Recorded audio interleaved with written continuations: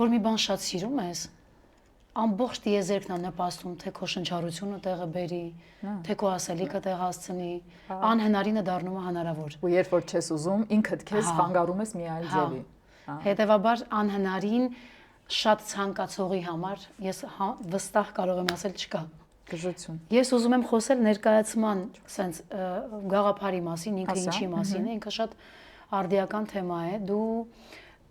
ներկայացումից հետո շատ սիրուն բան ասացիր, որ այս ներկայացումը ժամանակ չի ճանաչում։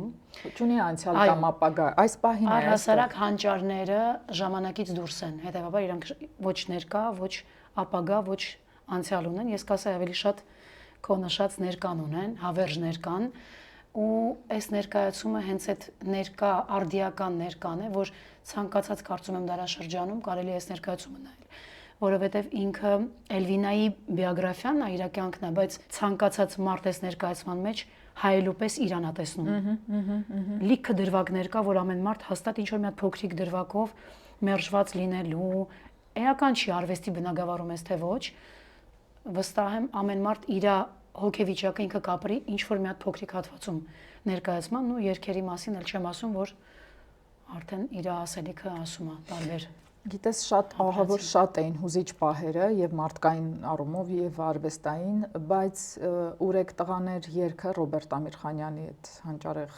գործը ու հենց Էլվինայի ժամանակին Էլվինայի կատարմամբ, իսկ այդ օրը քո կատարմամբ ինձ եւ իմ ընկերներին ու բոլոր նրանց, ովքեր նստած էին, մեզ իսկապես ոչ թե տակնու վրա արեց, այլ գիտես ինչ արեց, մի տեսակ քամեց ու մեր միջից սկսեց հանել այն ցավը, որը մենք խորը պարտակել ենք, շատ խորը ցավ, ասես տարել ենք, չգիտեմ որերորդ հետին պլան, որ հանկարծ մենք ցավ չունենք, մեզ մոտ ամեն ինչ լավ է, այդ ինքնախապեյության անդունդի մեջ ենք, էլի, ու այնքան նուրբ ու բայց էլեգանտ նայ անհրաժեշտ կերպով է ցավը սկսեց դուրս գալ, պորտկալ,